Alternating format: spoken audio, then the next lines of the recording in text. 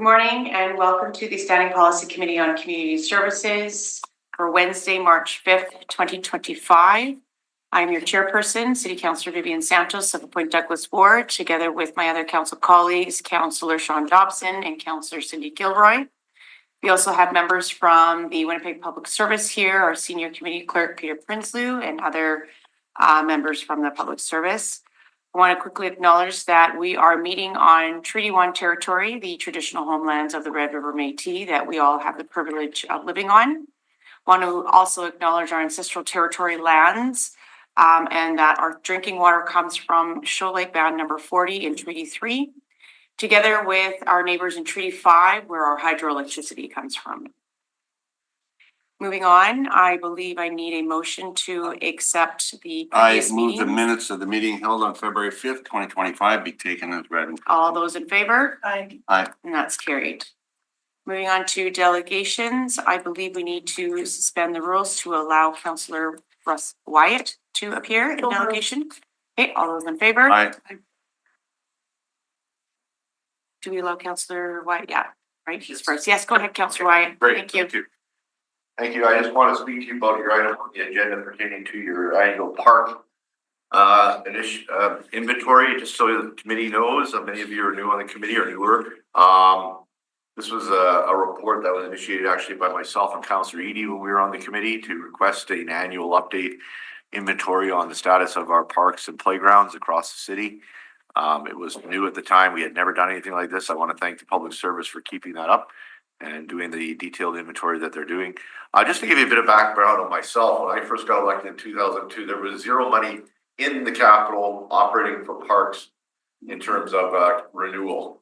I found this very frustrating because Transcona had adopted the slogan early on, and I even made it out my own crest, the Park City of Winnipeg, because when Transcona was its own city, the slogan was Transcona, the Park City of Manitoba. And right now in my community, we have over 80 parks and playgrounds with the subdivisions that I've just approved, the council's approved. That's going to surge to 90. And so when I was elected, I was quite shocked that there was no money. I remember talking to a former colleague, Councillor Shirley Tim Rudolph, who also expressed the same frustration. I remember when she did a park unveiling in Ronald Houston Park in the east end of Transcona, she made a point of criticizing the mayor at the time, Glenn Murray, for no money, and she had to raise the money. And so actually, I initiated a program that with community volunteers in my community. We called it the TPRA. We started what was called the Transcona Playground Renewal Association, which was a not-for-profit we set up that actually went out and raised grant money from various means to try to, so they'd apply for community incentive grant, they would apply for another grant, and then all of a sudden we'd have a park project. Under the leadership of then chairperson, who was the chair at the time, Peter Martin, we actually managed to do probably about, I'd say almost a dozen parks, playgrounds in the community until 2006. I got on the executive policy committee in 2006. I arrived in the committee behind closed doors, and I have a list of I forget what it was, $1.3 million worth of playground and park stuff I want done in my ward. And I thought, well, I'm not an APC, I can have away at these things for my work. And to his credit, Councillor Justin Swandell was also at the table, and he said, whoa, what gets you off to just get all this money for your ward? That's ridiculous. And out of that argument came the creation of PREP, Parks and Recreation Renewal Enhancement Program. And where we basically started off, I think we might have started off at $100,000, but we moved it up quickly to $200,000 a year. And so that was, a real shot in the arm across the board for every ward in the city to have $200,000.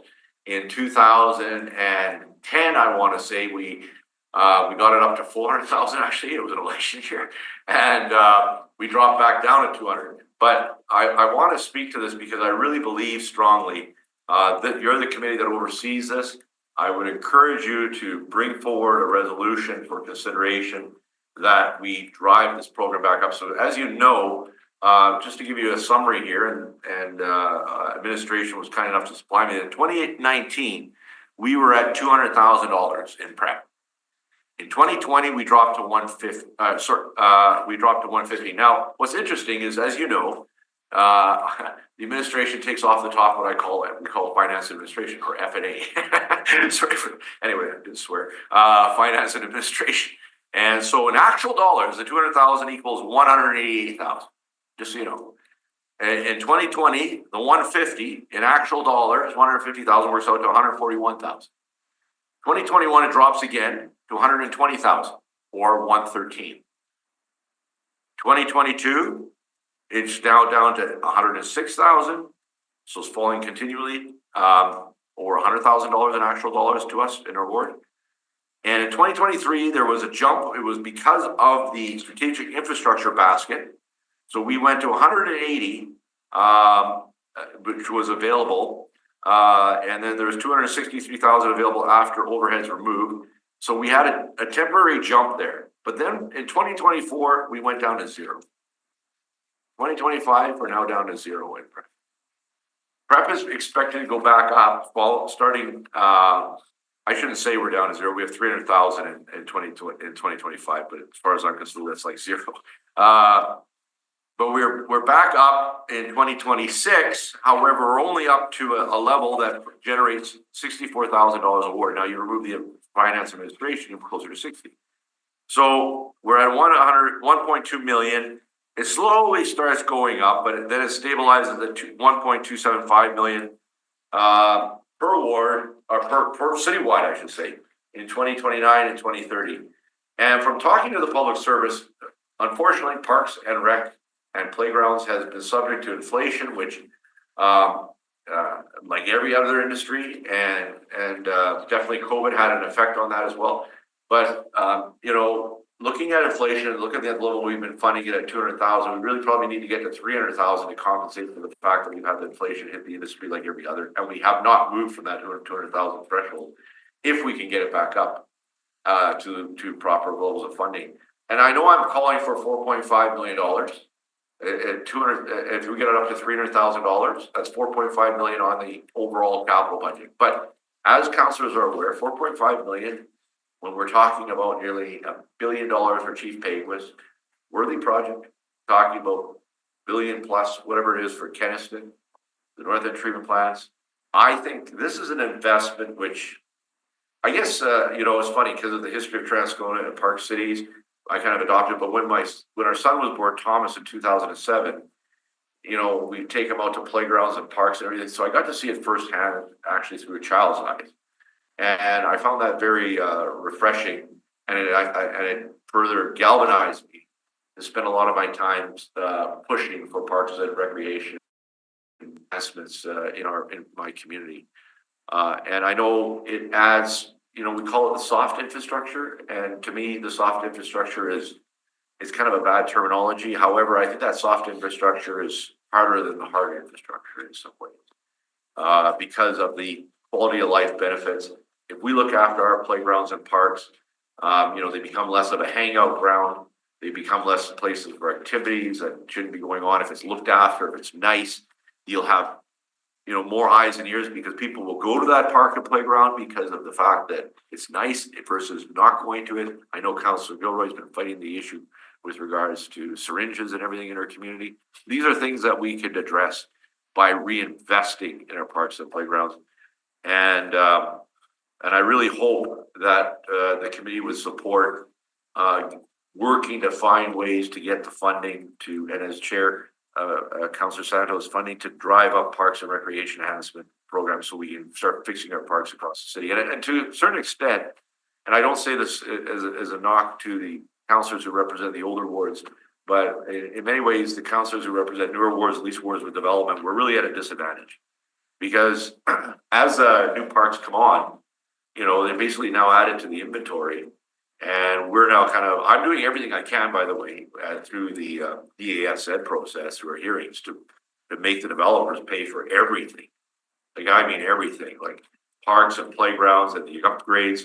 I push beyond the development standards, you know, and I wish in some ways that P&D would be more aggressive on that front. But you know, I really hold the developers because I learned the hard way when we had to do a park called Sir Winston Churchill Park in Easton and Transcona, where I had to go cap in hand to Qualico, who just was making a fortune in Canterbury Crossing and Canterbury Commons and Canterbury Park. And no knock against making a profit, but you know, I was able to get $60,000 out of them for a playground upgrade in Sir Winston Churchill Park, but the residents had to come together and raise all the other money, and that's ridiculous. I don't think we should be in a state where we should treat this as no other different infrastructure of our city.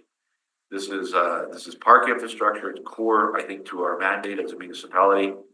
And therefore I would really, and you know, you can see it right on budget book. Your budget book, just so you reference, is page 101 and 102 of the 2025 capital budget and strategic priority action plan. Our SPAP that we went away and wrote theme is a livable, safe, healthy, happy city. And it falls under that category. And I really think that we need to drive this funding back up quickly so that we don't fall behind, because we are falling behind already because we have stopped funding. And I just want to touch on this, the community fund. We've created the community fund, and you could argue that the money from this kind of went to the community fund. I find it interesting that there's members of council, including the mayor, who have said, well, you can get it out of your community fund. So now the community fund is becoming kind of a be all and end all for everything. And I predicted that would happen, and it has. So for example, when I went to the budget, the mayor, you know, with the shortfall in funding happening at Beulah Recreation Park because of inflationary pressures, again, they needed about another $80,000. I was told by the chair of finance, Councillor Mawadi, will take it out of the community fund. So the community fund is getting hammered by all angles, and there's nothing really left, or very little left, for playgrounds and parks because we don't have a specific program geared towards that. So we got to get that funding up. So those are my comments. Thank you. Yes, thank you for your comments, because I agree with you. We're definitely not funding our parks, so we should. Just in terms to, kind of, are you aware that like there is a little bit of inequity when we don't fund parks, because in older neighborhoods, when the parks need replacement, and we have newer parks in other areas, the community fund can be used for other projects. Yes. Whereas in the older areas, we're having to use all my community funds going towards. To community groups. Yeah, to park enhancement. So Yeah. your comments are very well said. And I just wanted to thank you for being in delegation. Yeah, no, I appreciate that, Councillor. It's like in older neighborhoods, it's even more important in my mind. I've tried to do so.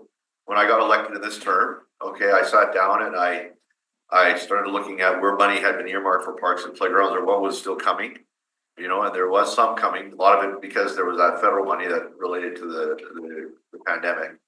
And so I was able to get, you know, a number of projects going in existing older neighborhoods. Part of it was, you know, like one neighborhood of newer area of my community, Southland Park, wanted to have lighting. And that was going to be $116,000. And I said to the community, I can't support that. I said, you know, right now our bylaw says that you're not supposed to be in a park and playground anyways after 11 o'clock or a dusk. Why are we encouraging people to go into parks and playgrounds and break the bylaw? Not only that, to me, lighting is a luxury when we have playground equipment right now. So I moved that funding away from that community. Took a little bit of work to do that, but the community kind of came around to it. We were able to still do their park thanks to the work of the public service. But we've been able, you know, I've been able to get funding in place. And by the way, just so you know, my land dedication money, I put as much of that as possible in the park and playground renewal, okay, to make up for the shortfall.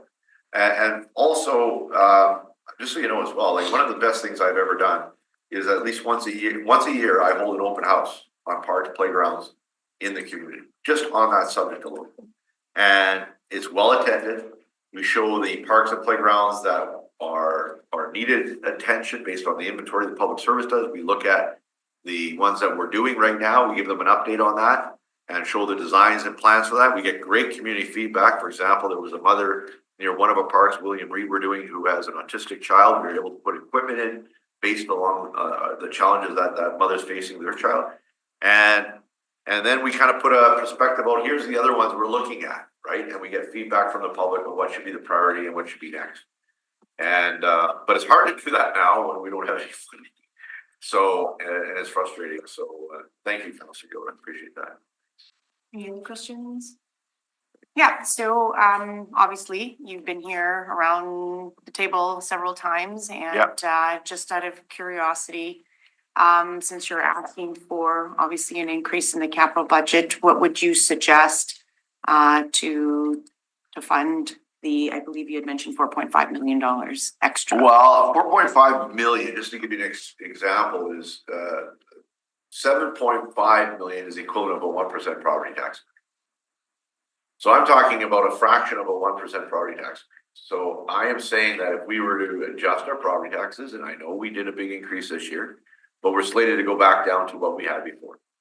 That if we were to adjust that, we would then only need a minor adjustment thereafter. And, I think we just simply say, I think if we could communicate to the community that, look, this is going cash to capital. In other words, it's being paid for out of our, right out of the property tax. So in other words, we used to call that cash to capital. So it's cash coming in right to capital. And I think the general public would say, okay, we support that. We not everybody, but I think a majority, there'll be your typical 1/3 that's anti-tax all the time, no matter what you do. But, or less of the population. I think Winnipeggers see value to this. But I would say that if you could tie it to that, and then just simply, then it's off your books. You're not having, and just keep in mind, by the way, committee, I'll never forget when I was on EPC, it's 2008 or 9, it was a capital budget vote. Mr. Domke was good enough to give me a list of all the things that we had cut going back to the mid-90s. So when the decision was made to get rid of the Board of Commissioners, the organization was flattened and middle management was cut. One of the things that got totally eliminated was our Parks and Recreation Department. We don't have anybody championing Parks and Rec, like we have our seniors, our civil service, but we don't have a director status that we once had in terms of that. And with all due respect to Jim Berezowski and everything else, he's got his hands full fixing roads and bridges, and he's an engineer, and that's his angle. The loss of the Parks and Rec department was huge. And interestingly enough, previous Mayor Cates, and I think it was the 2010 election, made a promise to recreate the Parks and Recreation. I hammered on him long enough. He made a promise in the campaign. He actually hired Brent Olinik before he went to be the CAO over at West St. Paul. Brent actually would show you a business card. Brent was able to he was hired as the new head of Parks and Recreation Department.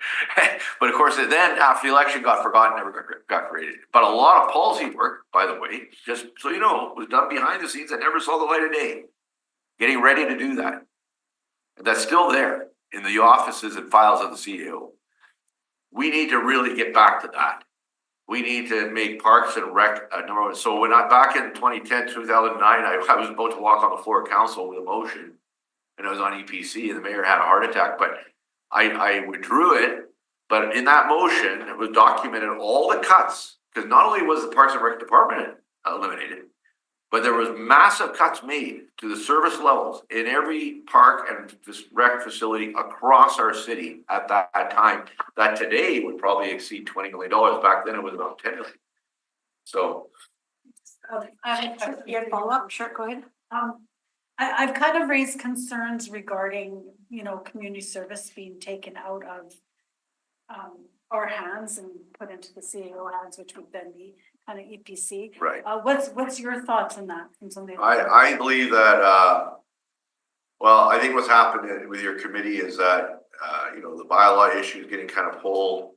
And we do need a consolidated bylaw enforcement unit. I do believe that based on what's happening out there today and the lack of enforcement on proactive enforcement on bylaws. But I think if anything, you want to re-energize or raise the level of this committee in terms of, create a park and rec, recreate the Parks and Rec department. Get those files. You might not be able to get those files, but you might be able to get them from the CEO's office.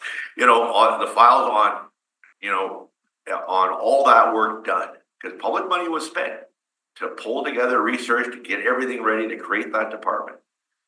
If we can, and I can tell you, Councillor Eadie, who's also at your table, is in the past been very strongly believes that we should be doing that.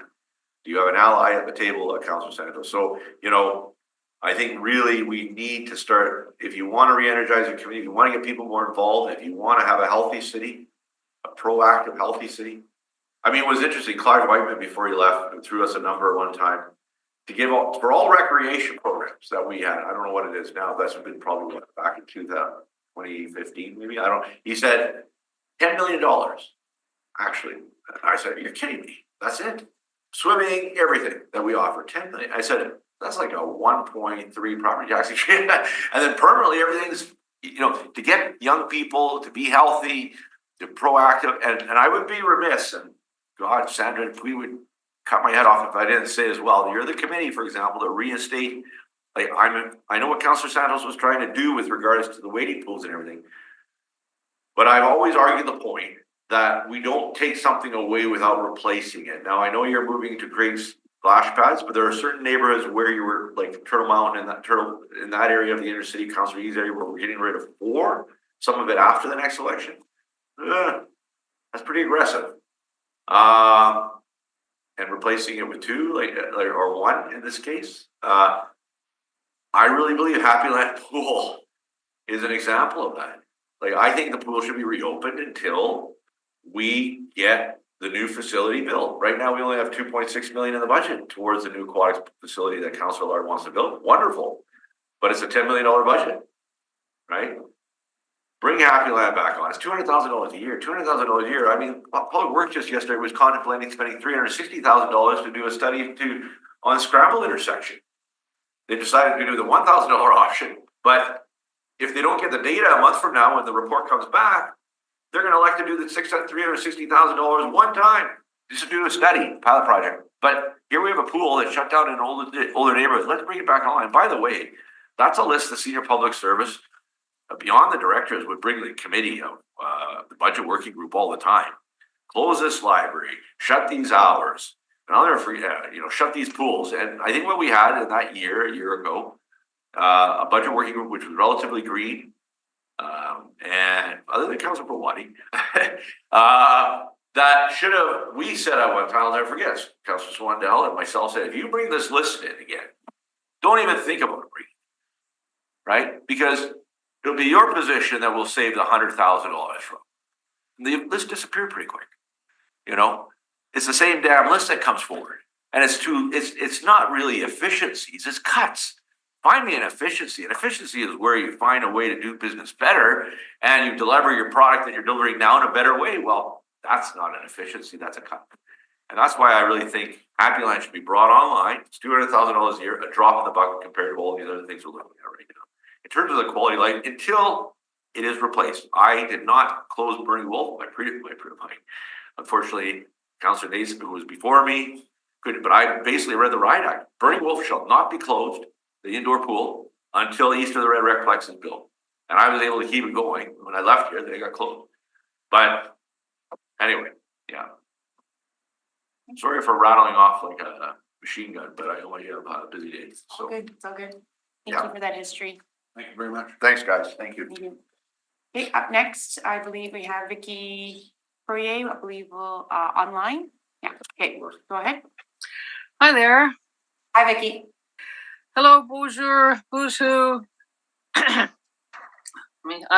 My speech is quite short. Only just a couple minutes. The city of Winnipeg wants to kill the ground squirrels living in parks because the holes they dig could be a tripping hazard. Wow. I was taught that cruelty to animals was a bad thing. If wildlife like squirrels and chipmunks don't belong in parks, where do they belong? I have rabbits, birds, and squirrels living on my property. My cat loves watching them through the window. I watch where I walk. It seems crazy to me to kill cute little ground squirrels. Oh yeah, speaking of watch where I walk, my neighbor's cats go outside. Mine don't. I have to also watch for those little poopy landmines. Anyways, the city could put up a sign instead that says, watch where you walk. There might be ground squirrel holes ahead. Watching where you walk has worked for thousands of years. What's next? Cut down the trees because someone might walk into one while texting. Please leave them alone in picnic areas and open areas in parkland. Where they damage a playing surface like a soccer field, then please consider filling the holes. On private land, we find that a rock in the hole discourages them and they move on. Please find a more humane way to relocate or discourage them instead of death to the animals. Share the land, I believe. I'm a First Nations card-carrying status Indian, and killing the little animals just seems very wrong to me. Anyways, I'll just be another minute. This whole thing reminds me of when the city mowed down all the milkweed plants in the park on Stradbrook beside 524 because you were trying to discourage people from sleeping in the park. You removed the nice park benches I put there that I bought from a yard sale at the church across the street. The thousands of monarch butterflies that were counting on those milkweed plants arrived to no food. Your city workers also removed all the placards that described all the stages of the butterfly's life. This is kind of like that. It's like an unnecessary war on wildlife. Thank you. Merci, Megwitch. Thank you. Any other questions? Follow-up questions? No? Thank you, Vicky, for coming. All right, I think that's it for delegations. All right, we can move on to reports. First up, we have item number 1, agreement for Winnipeg Fire Permix. And we have Chief Schmidt and Good morning. Pleasure of, I think I've seen you, but if you can introduce yourself, that'd be great. Go ahead. Reed, our Director of Paramedic Education and Training at our branch 2546 McPhillips. So Todd's been instrumental in putting together this agreement. So if the committee has any questions for him, we'll be ready to respond. So this is the agreement for Winnipeg Fire Paramedic Service Clinical Skills and Experience. And this agreement is coming forward because council approval is required to enter into the proposed agreement, as it is a multi-year contract with an external organization. The Winnipeg Fire Paramedic Service employees who are taking in-house training to increase their scope of practice require access to healthcare facilities operated by Shared Health, the Winnipeg Regional Health Authority, St. Boniface Hospital, Seven Oaks General Hospital, Misericordia General Hospital, Riverview Health Center, and Concordia Hospital for the purpose of obtaining clinical skills experience. The recommendations today are that the city enter into, execute, and deliver an agreement with these entities for our WFPS employees to participate in practicums at these facilities for the purpose of obtaining their clinical skills experience. And it's going to cover the period of April 1st, 2024 to March 31st, 2029. We are seeking authority to be delegated to the CAO to negotiate and approve the terms and conditions of this agreement. And also that the proper officers of the city be authorized to do all things necessary to carry out the work. This agreement will give our employees clinical skills experience, assist the employees with maintenance and competency, and it is a requirement and required by the department to maintain our training accreditation for our Advanced Care Paramedic Training Program. And this accreditation is through Accreditation Canada. While participating in the practicums at these healthcare facilities, our employees will remain employees of the City of Winnipeg. There are no charges to pay, additional benefits or funding required. So there is no additional cost to the City of Winnipeg. And in fact, all of the training and the wages and benefits are carried out under the service purchase agreement and full cost recovery plan that we have with Shared Health Manitoba. This agreement has been in place for many years. However, since October 1st, 2020, the parties have continued to operate under the same terms of the expired agreement while negotiations were ongoing. This is largely due to COVID and the fact that the health system was really focused on the COVID measures and ourselves as well. The new agreement, once again, will be effective April 1st and has been negotiated and will replace all the previous agreements. And once again, this is reaccreditation or Accreditation Canada. If you have any questions about the accreditation, Todd was fully aware of that. It's quite the process. So if the committee has any questions, we can take those now. I'm good. Just good. Just comment is really glad that actually we are having real life training in hospital settings. That's excellent. So out of our paramedic complement, how many are advanced care paramedics? I would say somewhere between like 100 and 110.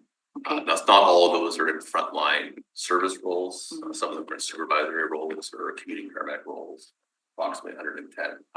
The collective agreement with Manitoba Government Employees Union has a benchmark of 65, which we're well above. But with attrition and retirements, we need to continue producing advanced care paramedics to maintain that number and the service delivery. Excellent. Can I ask what the difference is? Sorry. Yeah, go right ahead. Yeah, that's where I was Yeah. going. Go right ahead. Yeah. Sure.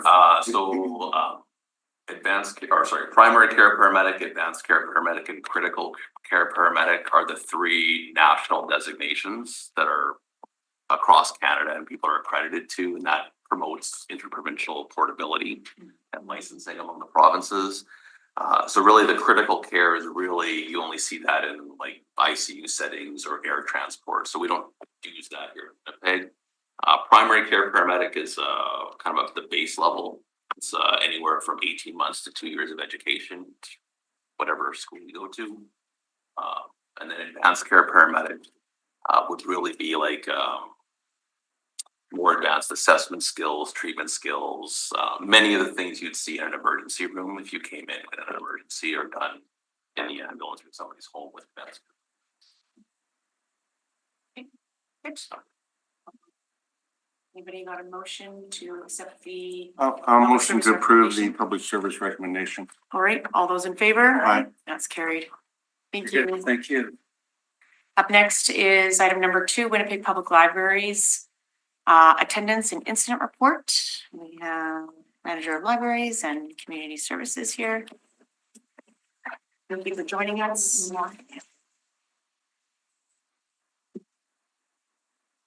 Right ahead. So the report that you have in front of you today is the 5th report since 2023, as directed by council to community services in the Winnipeg Public Library. So the request is to provide information every quarter on attendance, incidents by type, the number of referrals to other agencies by type, and interventions by Zungi O'Day, Community Safety Hosts and Outcomes. So I'll just kind of quickly walk through. There's a number of tables in the report. So attendance continues to increase at nearly all the branches. That's shown on tables 1 and 2. Millennium Library attendance has increased over 19% since 2023. The attendance at all branches have increased over 15% year over year. Unfortunately, as attendance increases, so do our library incidents. And as in previous reports, the number of incidents as a percentage of the library visits remains similar. So for 2023, the percentage of incidents to the total library visits for the entire library system was 0.0701. And in 2024, it's 0.0782. So for those not mathematically inclined, that means that less than 1% of the library visits results in some kind of reportable incident.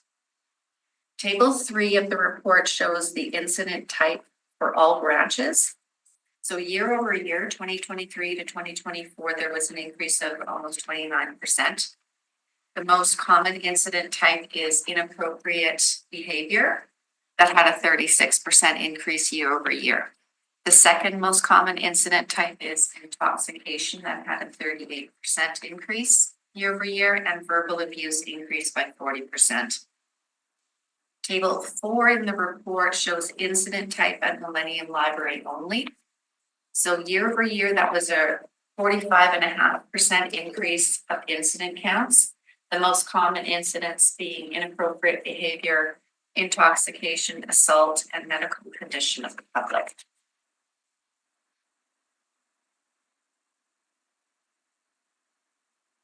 The library crisis workers, of which we have 3 in total, effective 2025, support individuals in navigating the library services and identifying the need for referrals to either social service or to other agencies in the community.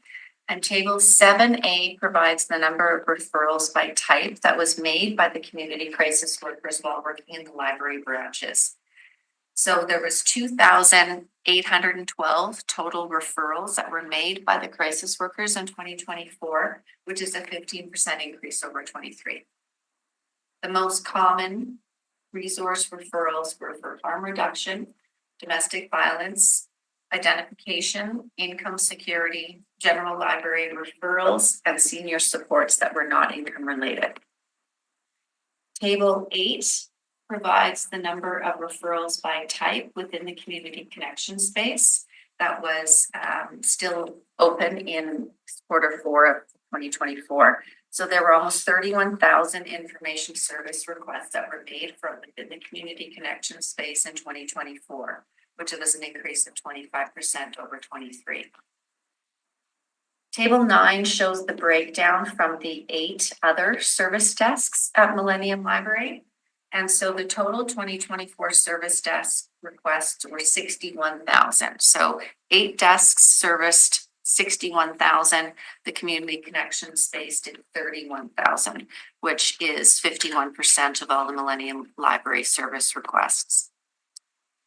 The community safety hosts that are now contracted from Zungi O'Day nonprofit agency, they and are supervised daily by our Persons Community Solutions, PCS, play a vital role in de-escalating situations, providing security as well as providing a sense of safety among library staff and the facilities in which they work.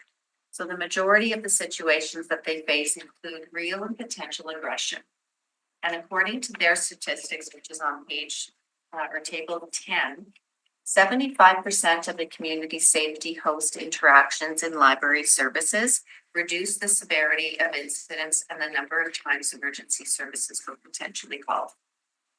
So having the community safety hosts on site to address behavior that contravenes the library code of conduct benefits staff so that library staff can concentrate their skills and time on providing frontline library service to all of our customers.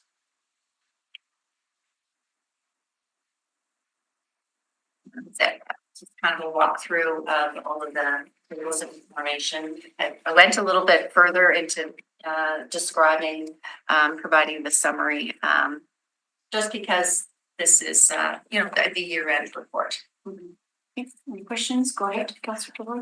So now, like with the new changes, without having the community connection space at the Millennium Library, what are you doing to how are you organizing staff now? Because we saw that the increases are up, so I'm just kind of for next year, what are your plans on rejigging things around? Yes, I can answer that. So immediately upon closure at the end of 2024, staff who have been working in that space worked to gather all of the resources, all of the knowledge that have been built up during that time of that service, and began delivering training. We trained over 70 staff in January just to increase everybody's knowledge and awareness of community resources to make those kind of specialized referrals.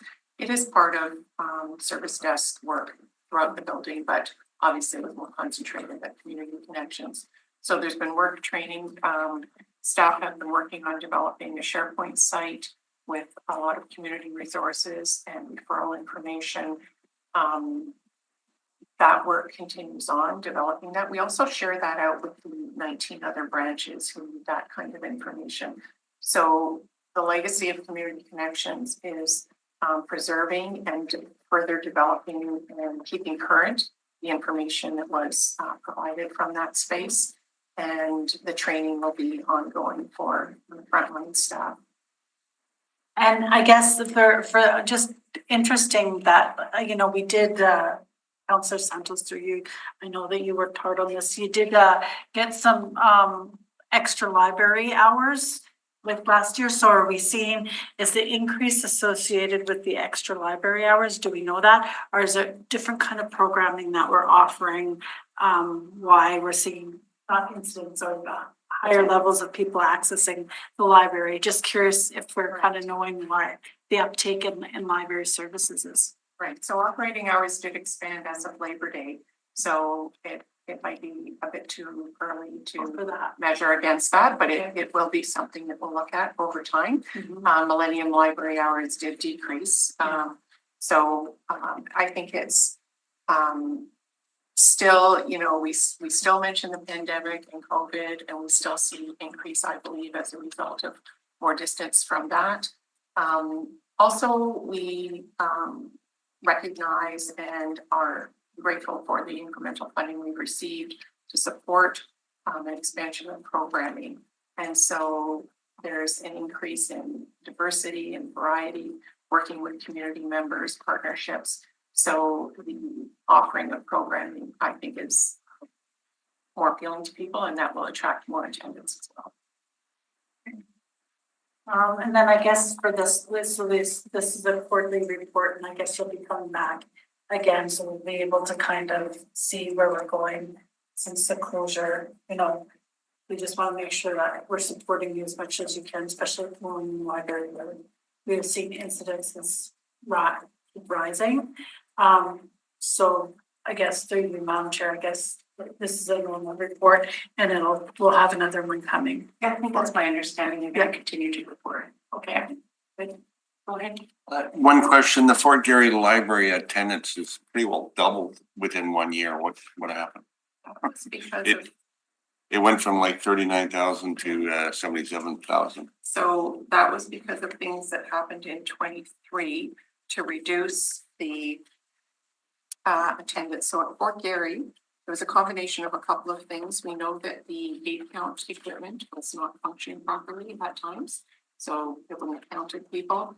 But also in 2023, Canada Highway roadwork in front of the library was very impactful. People couldn't park during parking times. They maybe thought we were closed.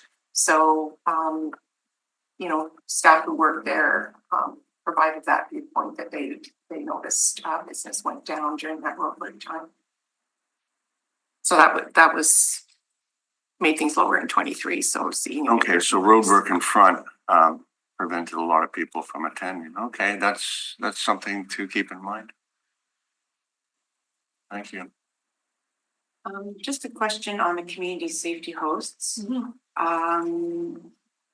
I believe at the last meeting, last year, you guys were wanting to extend the RFP process again. So remind me again, how many do we have now? The community safety hosts in the Millennium Library and then throughout the rest of the city? 5 in Millennium Library. Okay, so we still. Sometimes it's open. Okay. And 5 that are assigned to branches across the city, depending on need. Are we fully hired out now? Like we have 10 now as of now? That is, yes. Okay. Yes, that is. Okay, and then same thing with the security guards, the contracted security guards that were there at the metal detect, is it called metal detectors? Have we hired someone new now, or is it still the same contract, or what's happening there? The contract we have is with Garda.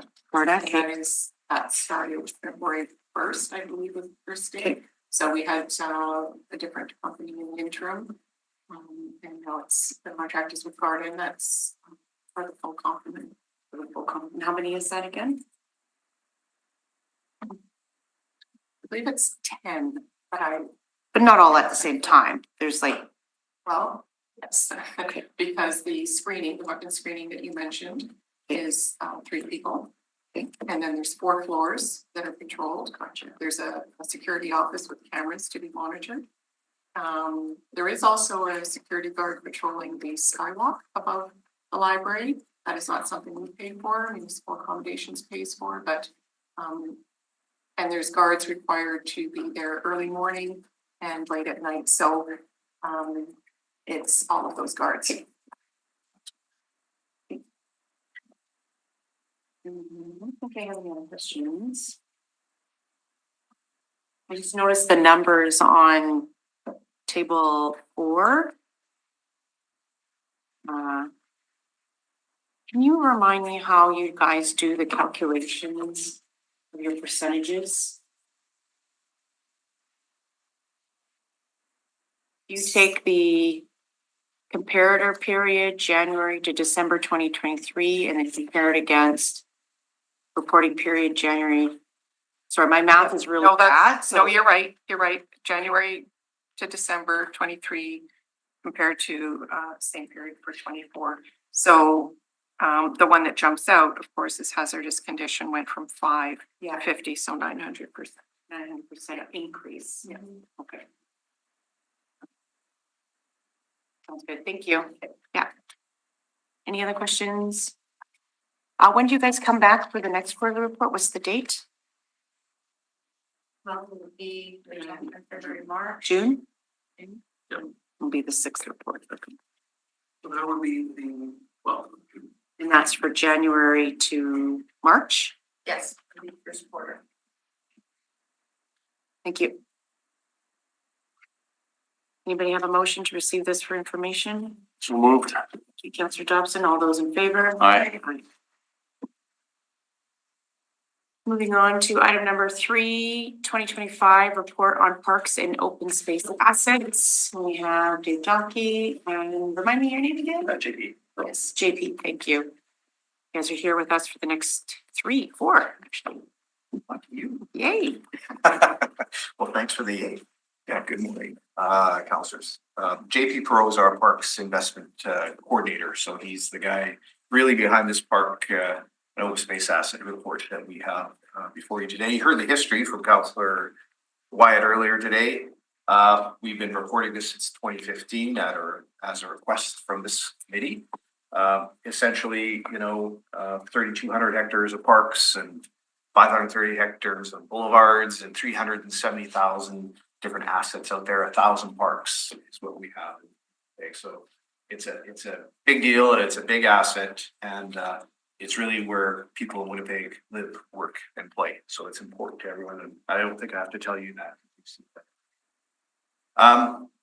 The overall condition of the assets, 59% of the assets that we have are in good or very good condition in parks, 25% in fair condition, and 12% in poor or very poor condition.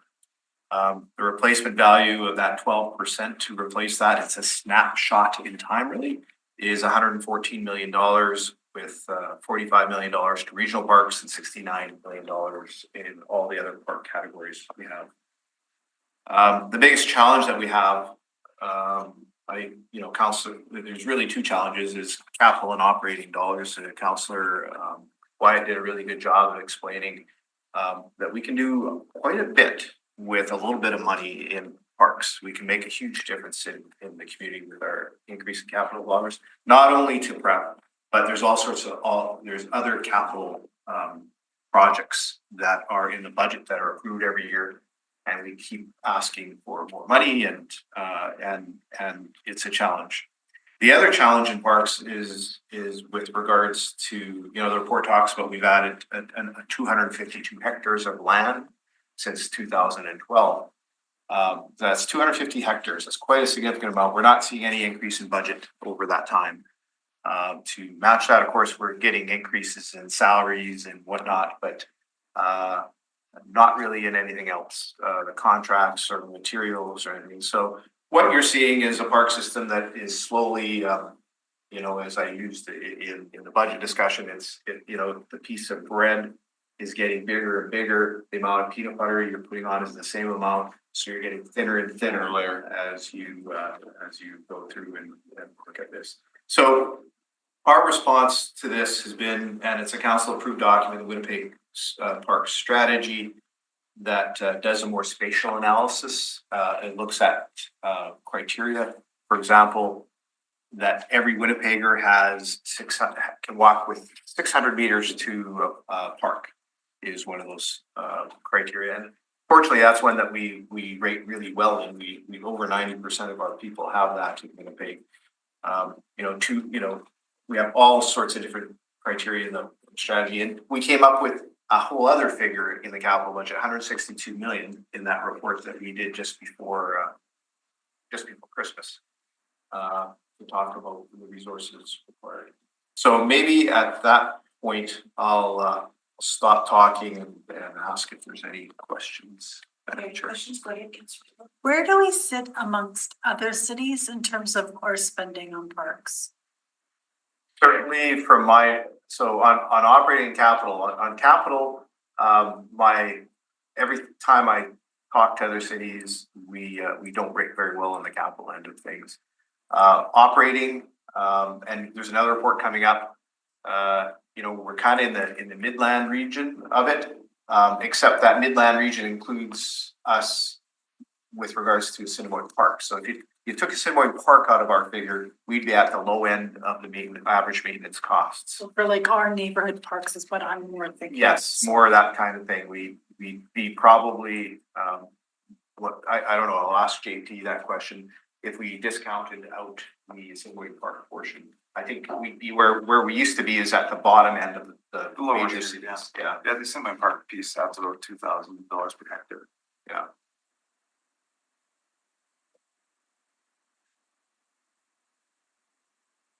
Any other questions?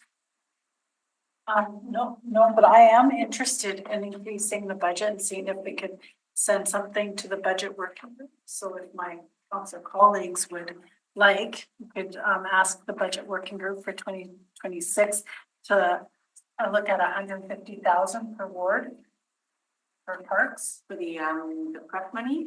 Yeah. Oh, you're looking at increasing the prep. Yeah. Was it? When does it go back up to 150 or does it stay at 64? Remind me again on the capital. I don't figure off the top of my head. I think it's 2026 or 2027 that it goes up. I remember it goes up again. How much? I don't have it I off the know top. it goes back up again. I don't Yeah. remember how much it does. Okay, I just have a quick question on the appendixes. So you have them spaced out by regional parks and then the other appendix is excluding regional parks. So I'm assuming that excluding the regional parks are kind of like more of those pocket parks, right? Per ward, right? Those are the ones, everything else. I just looked at Menarski Kildonan Park and it's like, I see you've included buildings. Does that include the Rainbow Stage Yes. as well? Yeah. Okay, That's okay. But we're now, okay, so that number probably next year would probably come down because I think we've invested into Rainbow Stage. Is that correct? Yeah, and I can't necessarily say for sure next year. It depends on sort of like how the data gets updated, but yes, there, as soon as those improvements are done, it'll be captured in the following report. And then what is it at Kildonan Park, the building? What's that building? That's $10 million. Kildonan Park building, that would be Rainbow Stage, yeah. Kilcona Park? Oh, Kilcona, sorry. Okay. I heard Yeah. Kildonan. Yeah. Sorry, I meant Yeah. Kilcona Park. Kilcona, that would be a combination of Harborview and I guess any other facilities. Yeah, mostly Harborview. Primarily. Yeah. Harborview, yeah. That's really the only set of buildings out there other than our maintenance yard. Okay. And then with respect to Appendix C, where you had deficiencies by ward excluding parks. The two that had jumped out to me was the Daniel Mack, the buildings of $8 million, I'm assuming it's $8 million, and then Menarski. What are those ones again? Can you remind me what the buildings are? Are those just? Yeah, that might be a little bit more difficult just from the top of my head, but there could also be park services related buildings involved as well. So it could be maintenance yards and things like that that might not necessarily be directly associated with like a park amenity. But we can get back to the detailed list. Yeah, that's fine. And then lastly, I had some issues with your executive summary where you had mentioned, okay, so total replacement value of these assets is estimated at 114 million classified. And then 69 million is attributed to all other parks, open space assets. And then in the last paragraph, you talked about the Winnipeg Park strategy outlines the current approach for asset management and investment prioritization. So the Winnipeg Park Strategy, remind me again, we just approved that at council last year. 2022, actually. 2022? It was approved, and Okay. we brought our biannual report in 2024. Right, the first biannual report in Yes. 2024. And in that, you talked about asset management and investment prioritization. How in that report is going to help deal with some of these assets? Like, since we have a strategy, it talks about the prioritization. Remind me again, what is it that we're lacking in? Because that document talks more about the level of service and where you want to implement your funding, right? And then how can we correlate to this report where it just talks about assets? Because my worry is, and to Councillor Cindy's point, like, we increase the prep, that money has to come from somewhere. And then that just only allows councillors to dole out wherever they want in their own ward.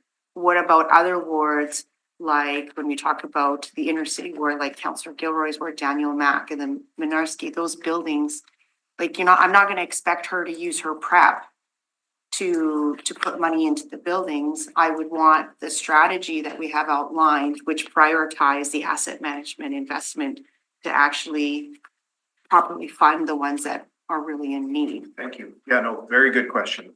I think you really hit the nail on the head with that from the public services point of view.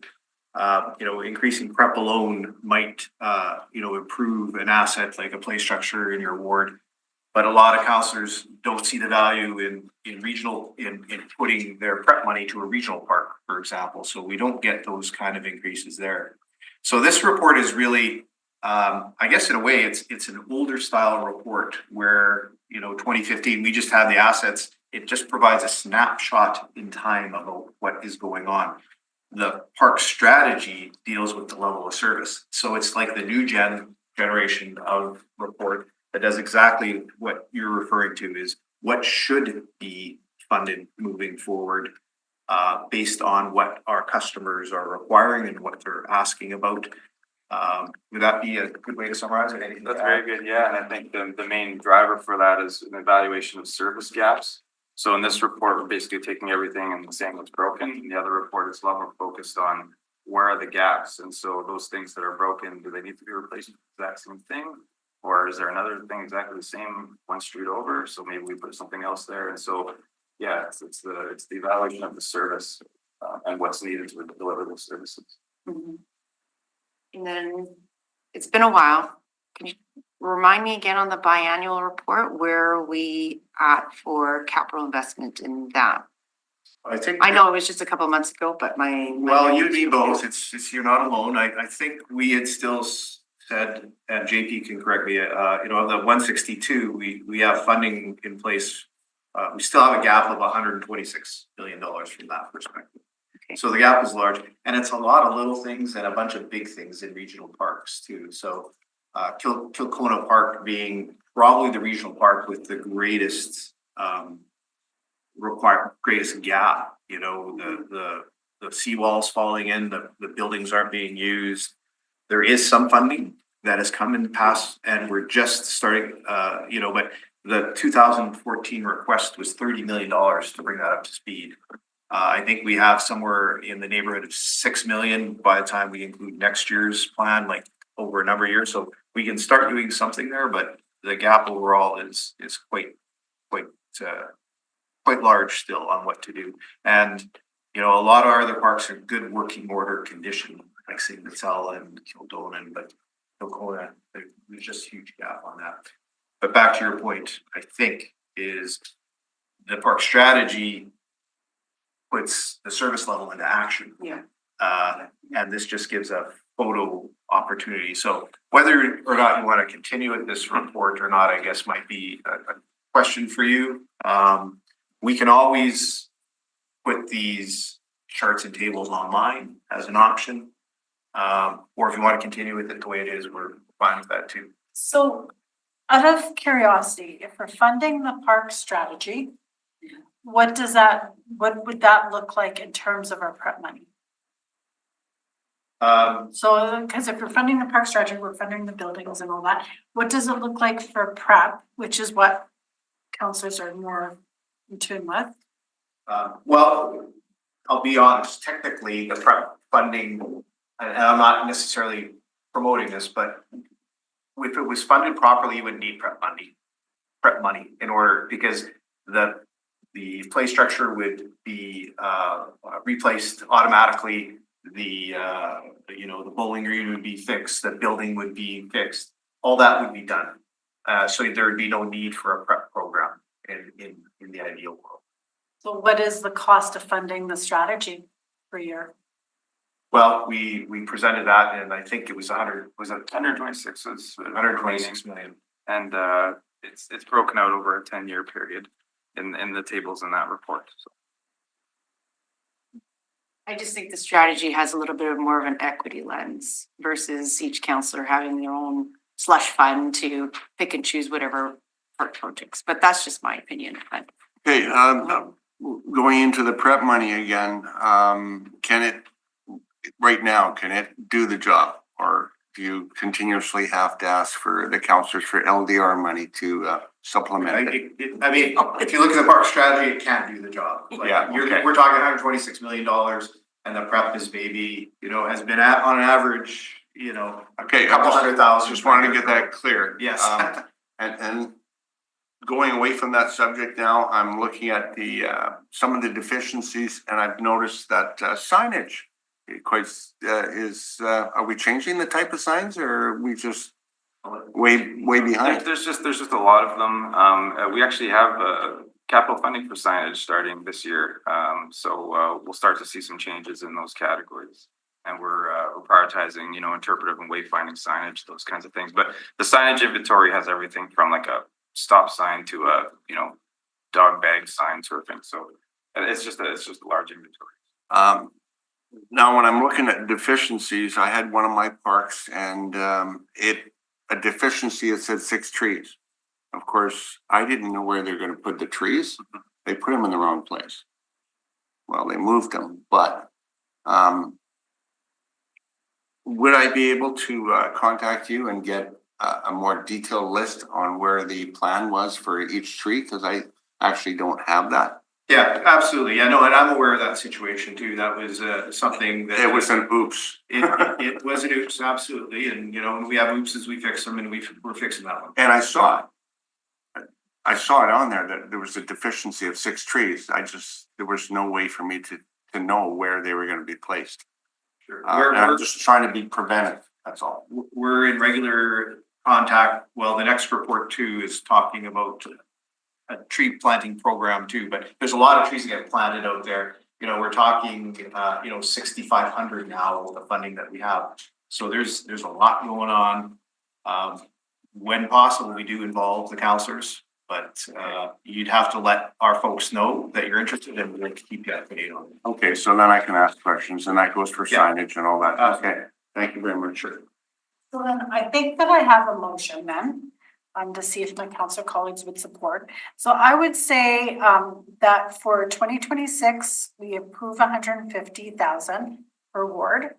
And then in the next multi-year, we look at funding the budget working group looks at funding the, park strategy. I do think that is beneficial that each ward does have some money that dictates which parks upgrades, because like in my own ward, I'm doing some stuff that parks would never even do. But I'm like pushing the limits, which I'm hoping that I get support on. But it's not something they would normally do, but I think it's really good for the community in terms of benching and seating and stuff. So I do think that it's important that we have a say in kind of our own wards and what those parks look like, and maybe we're putting that money into different aspects that parks wouldn't necessarily do, and I think that that's important. So that's my thinking, but I do think that for us to put forward, the park strategy this year, I think it'd be very hard, and it needs to have that more look at it in the multi-year, and then for next year we would have the ability to fund, especially with this year without having any money. It's really really hard on us as counselors. I guess the challenge with that then is the source of funding, right? Because we did increase the community fund. There's LDR. This goes to the budget working group, so their job is to figure that out. Mhm. For me, I would say I agree with Counselor that we should be raising, I think this is something that people would pay money for, is their parks.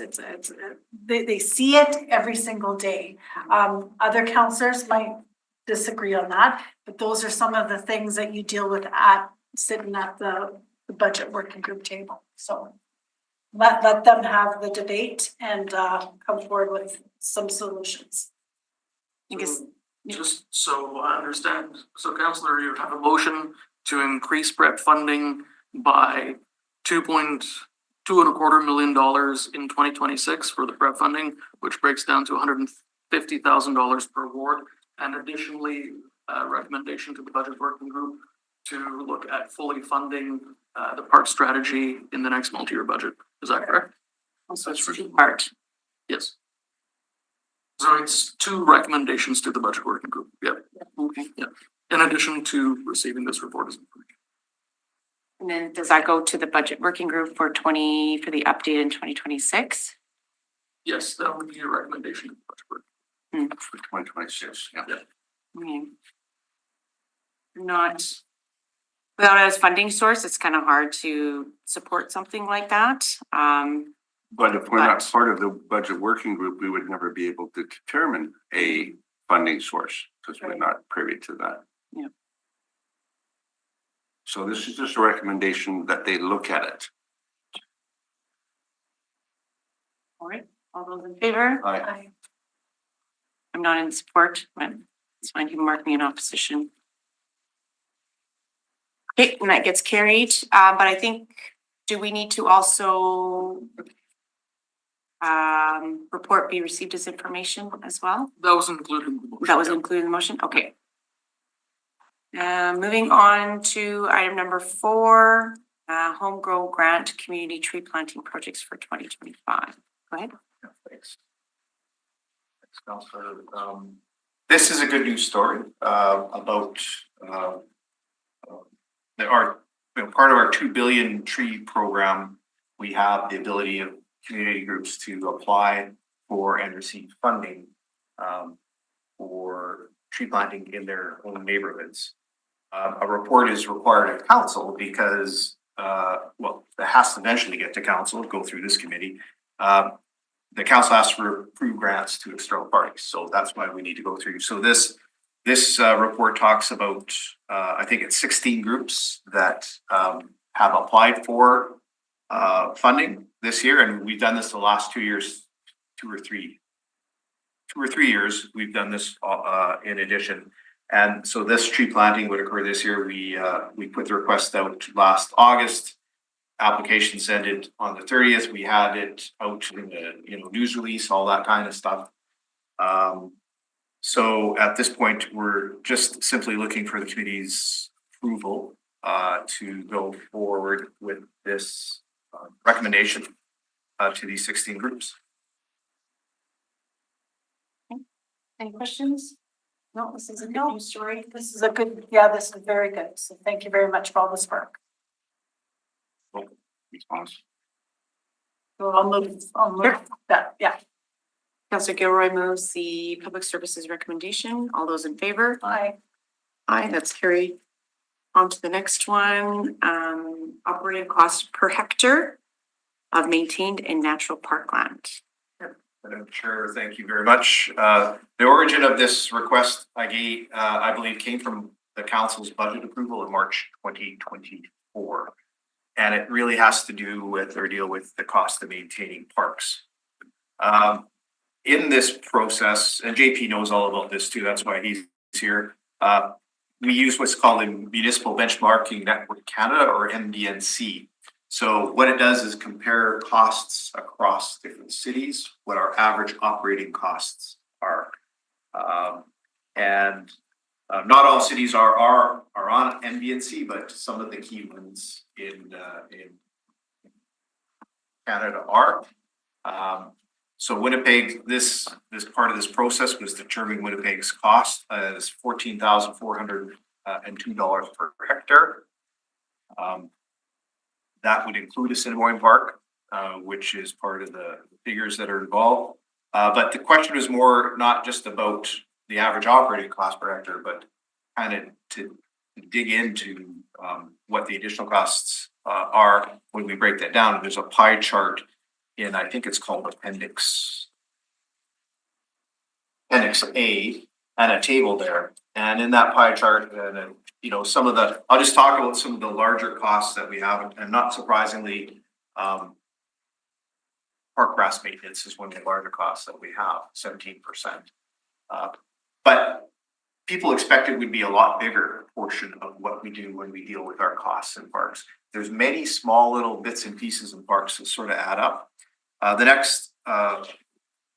next largest is our park planning function. That has to do with our urban design group, primarily in PP&D, that does some of the planning for the prep and other programs that we have and run. Litter collection is 10%. That's all the waste baskets, of course, that we collect. Public gardens is at 10%. So that just public gardens means all the floral displays and plantings that we do in parks. Altogether, that's about 50% of what we do. So the rest is in numerous other little areas that we have. People are often surprised by you know, the things that we do, and it sort of makes sense of those 370,000 assets. We have signs, and we probably have 5,000 signs in parks. Like, it's 1,000 parks alone. So we have pleasure routes that we maintain. We have all sorts of, we have lawn bowling. We have slides that we do. We have grass. We have, you know, glider, little clubs that do all sorts of things. So anyways, I only say that to just kind of explain where all the funding goes to in parks and how we figure it out, the total cost. So this is our attempt to be able to do that. I guess the only thing to add is, like, we're looking at developing a better unit costing system as we move forward. We're trying to get this service level that we've been talking about into these numbers. We're going to have to work corporately on some new information systems to gather that data, but that's the kind of direction we're going. So we get more specific, and we want to be able to report to committee and council about, okay, if we add one more hectare of parks, that technically adds, of that 252 hectares, that adds, you know, $12,000. So something's got to give somewhere else in the system, right? And so our services are slowly getting thinner as we move forward. So at that, I'll stop and ask if there's any questions that I can ask. I have one question for the spray pad costs. What does that involve? Because we're getting a lot of more spray pads in the near future, so. Yeah, so the MBNC model tries to take a bunch of different cities and kind of look at them under the same lens. So obviously everybody's departments and programs don't always line up. So our Public Works Finance reaches out to Community Services Finance, and using the criteria defined by MBNC gets a certain amount of costs. So I can't just directly speak to what those account for. It's obviously not all the development costs, but probably more along the lines of operating and maintenance. That's kind of the scope of this analysis. Then I have another question. If where's wading pools? Are they separate? My best guess to that is just that wading pools aren't considered amongst the Canadian sort of list of services within I'm parks. just wondering, I got spray pads, but I don't have wading pools in there. Like, even for example, trees being in there, you know, obviously urban forestry is another service that we were funded for, but under the, you know, the lens that they want to look at, we have to take a portion of urban forestry costs and include it in park costs. Okay. Good. Go ahead, Councilor Gilroy. So I know that, thinking of like natural areas where we leave the land very natural, and there's not as much maybe maintenance to that because we're leaving it natural. I'm thinking of Owens Creek as an example. And some people hate it, some people love it, right? So it's kind of a fight.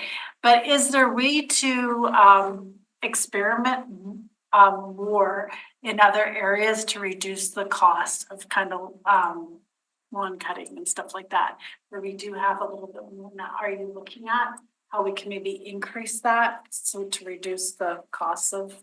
We are, yeah, and we've written a few reports that, you know, you haven't been on this committee that long, Yeah, sorry. to that, but and that's understandable, but it's good for me to repeat it. What we've really discovered that it takes, to get truly naturalized area, it takes, exceptional, capital costs to get it started.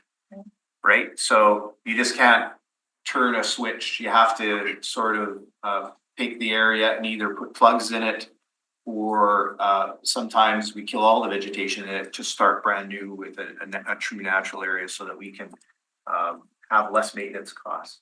So that's one of the challenges. There is a capital project that is proposed for 2026. Yes, 2026, yeah. And it 200,000.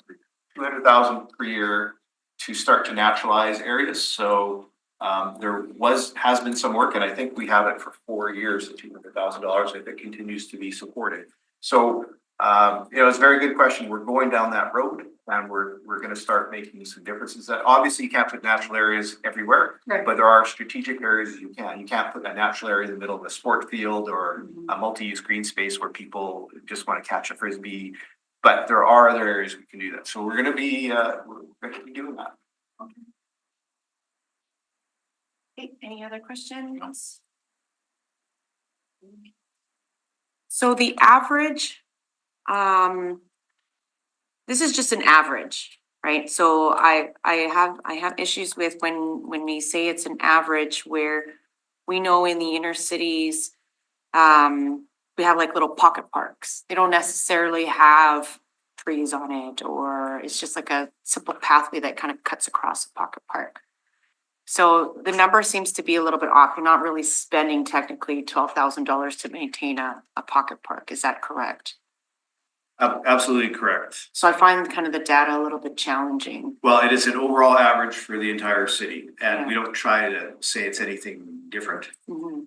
I think that future where we're going to start to try, or actually maybe I'll ask JP to respond. Yeah, the unit costing is really the solution to that, but you're 100% correct. You know, a pocket park might be a few thousand per hectare, but Kildona Park is probably 30 to 40,000 per hectare. So being able to, for example, the appendix B shows the different park strategy classifications. That would be the goal, is to try to look at it more by a park classification cost per hectare. Okay. Is that coming forward in through the strategy report, or are you coming back with that? Like, how are we gonna look at that data again? Could definitely add that as an update to the park strategy biannual, for sure. I think that's a good idea. Really the limit right now is corporate IT, all knowledge management systems that have been funded through capital, but you know, will take some time to develop. But we're doing sort of what we can at the program level just to sort of find some efficiencies in data collection and how do we organize things. But yeah, this future work and asset management system will be a fantastic benefit to everybody. How would that look like as a motion? That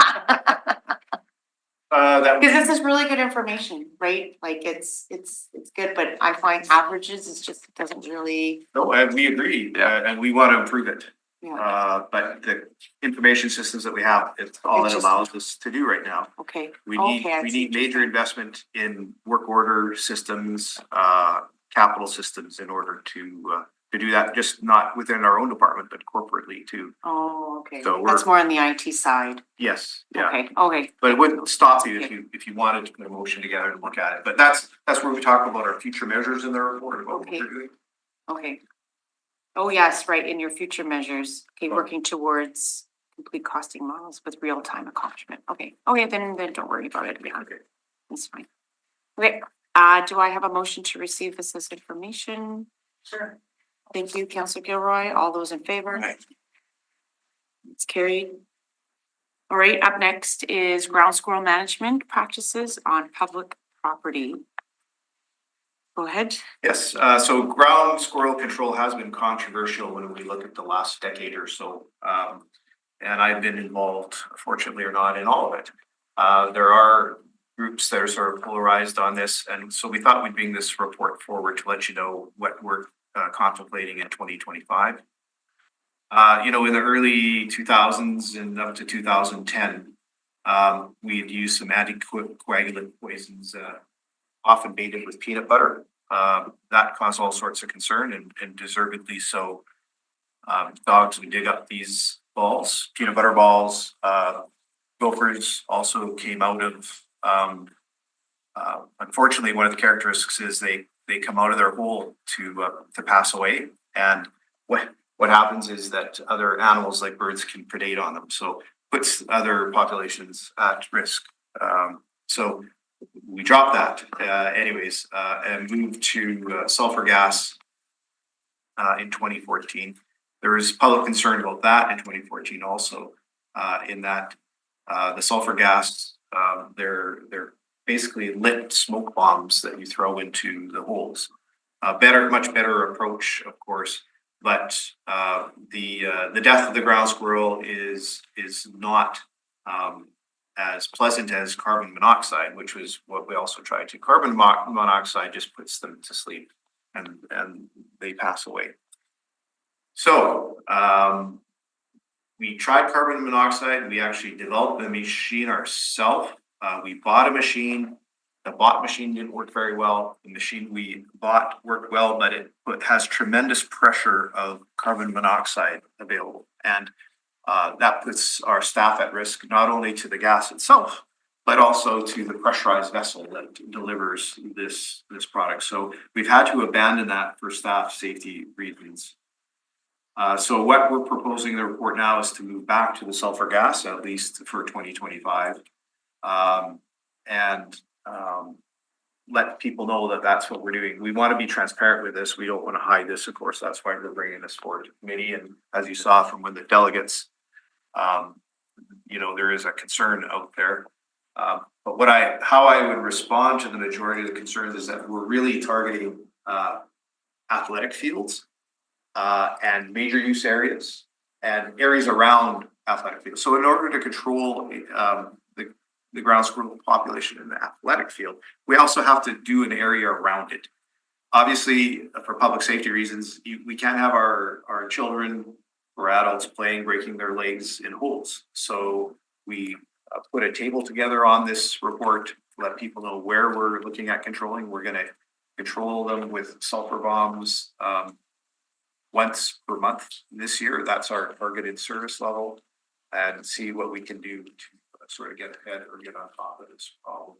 In the meantime, we're still going to look at other areas such as carbon dioxide, not carbon monoxide, but carbon dioxide as a potential method of treatment in the future. There's still more research to be done on that. So we're looking at this report to be received as information, of course, but throwing it out there, letting the public know and councillors know what we're planning in 2025. And of course, that's really, this committee could have some thoughts on that, and I'm willing to take questions now on. Any questions? Go ahead, Councillor. So can, if a dog dug up the groundhog, would something happen to the dog if they ate the groundhog? We have a reported case of that happening, that a dog got ill. I am not a veterinarian, and I believe a large volume of the poison would have to be ingested in order to negatively, but it's the size of the dog, right? It's the size of a bigger dog can probably take a little more, smaller dog less. I'm not a specialist at that. What I do know is it doesn't look good anyways. And there's wildlife populations involved too, other wildlife populations. So it's just not a great direction to head using the anticoagulant poisons. So is there any other options out there that don't require? Yeah, we're doing the best we can. We actually there was another carbon monoxide machine that was available in the US. And we started investigating whether or not this had the proper engineering approval. Like all these things, in order for our staff to use, they need to have stamped engineered drawings. And we could not be assured that we received that. There's all sorts of home remedies for controlling ground squirrels out there that people use. again, we explored those and haven't found any. Our best step forward would be to propose to use the sulfur gas. So is there any way that we could just keep them to the athletic fields and not do any other areas? That is what we're proposing. But you're And saying the Perry, that the high Perry traffic- area around it too, yeah. Yeah, because if there's, I guess as a. Not a dog park, for If, example. yeah, and we're not going to dog parks now. The locations that we have are primarily athletic fields.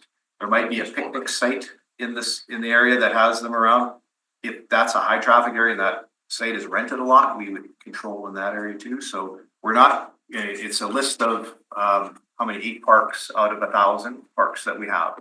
So we are really trying to narrow the scope and keep it reduced. I mean, if this committee wants us to narrow it further, that's why we're having this discussion today. Can I take on to your question later? Why is, so I see the list here, 4 of them are in my ward, which is, bit of an issue, so. I know 3 of the parks that I have basically are not even booked spaces, like. The complaints that my office is, and I'm not trying to be ward centric or anything like that, and benefiting my ward, but. I get tons of calls that these athletic fields are unusable and that they don't use them. So let's say we don't, control the population. I think it's been a year or 2 years, we have not controlled the population. It's gotten worse. Let's say we don't control. If we didn't do anything this year, I think this summer, these 4 parks would not be able to book them. Is that correct? Oh, absolutely. This needs sustained ongoing control to be able to stop eliminating the ground squirrel holes that we have. We need to keep at this for a number of years. Yeah. Let me be very clear about that in order to get better control, so we can put those fields into use, or we should be closing them down permanently and saying there's no more sports fields here. If we're not going to control, we need to take that action. People also use these fields casually. They don't have to be booked. They can pick a soccer ball and go kick a ball around. We still have a responsibility for safety in those situations too. And then ground squirrels, are they considered a pest or are they like a rabbit? They're just annoying. They're just, there's nothing officially from the province that says ground squirrels are a pest. There's no regulation on it. But a pest by definition is once you get too many of a certain population and people perceive it as not being valued, it's considered quote unquote a pest. Mhm. And then I guess here you guys don't require any funding to do this. You're going to do this in-house. You have We're going to absorb it internally through our insect control, although it'll be insect and sort of gopher control branch. Yes. And then signage and the time that you will be possibly doing this. Is this, okay, you said you'd be doing it on a monthly basis starting when? Starting likely in May, Okay. possibly end of April, but May for certain, right through till September and maybe October, depending on how the weather is. Do you do it like during the day, in the evening, overnight when there's like nobody using it? Do you have signs Oh, and all? we place signage before and keep it on after. Okay. Because I know one particular one, the Fairgrove Bay Park, that's right beside a school. Right. And I know that one's utilized quite a bit by the kids. So like, how would that work in tandem with the Winnipeg School Division and the teachers there? Well, of course, we're always willing to work with them if that's the case. If there's the adjacency of I think the ground squirrel population is at the farthest extent of. Okay, so it's not the entire field. Yeah, it's not the entire field. Yeah, so Okay. We would post information if we're going out there. Obviously, we're not going to go at recesses and that kind of thing. We're willing to work with the schools. Could you, and it just, I'm not telling you direction, but just out of a courtesy with these particular parks, if you could just let the area councilor know Sure. that this is happening, I think that would be greatly assuming that this committee supports it. Every Again, we're not trying to eliminate it. We're just reducing it because it's gotten so far to the point. It's been how many years now we haven't done any fogging, or we haven't done this, Yeah, it's been 2 or 3 years since Okay. we haven't really done anything. done much or anything, yeah, and the population is starting to get larger and larger. So sorry, just to clarify the request, and we can do this, is let the council know every month we're going by the park. So that they're aware, yeah. And I wanna ask this question because I feel it's really important for me to ask, but, and I know what your probably answer is gonna be, but I think it's important that I ask the question. But what about mainly trapping and trap marks? Yeah, well, trapping is live trap is difficult, it's expensive. And on top of that, you have to move the population somewhere. When it comes to our beaver population, what the province advises us, we can't trap a beaver and move it because you're taking it into a whole new environment. And the beaver will probably pass away, because of the difficulty in adapting to that new environment. So it's not good for the animal either, to move them. And we're talking hundreds of Yeah, varmints too. We're not just talking one beaver, we're talking hundreds, Thousands. if possibly thousands. question. I know. It's never an easy topic I when we're having won't to. make any comment, but I did have a cast for 6 weeks as a direct result of playing baseball and stepping in one of those wonderful holes. Have real life experience here, yeah. So with that being said, like, would the city be liable for those type of incidences if you had a resident saying, well, you didn't control the ground squirrel population, I'm gonna sue you for renting out a field to me and my team, and you didn't control it and didn't prep the land properly, you know, et cetera, et cetera. Would the city be liable for those type of incidents? Potentially. I mean, I'm hearing the lawyers in my head that I know here in the city, and it's possible that we are liable for it. It depends what, if anything, we're trying to do to mitigate it. So are we controlling or not?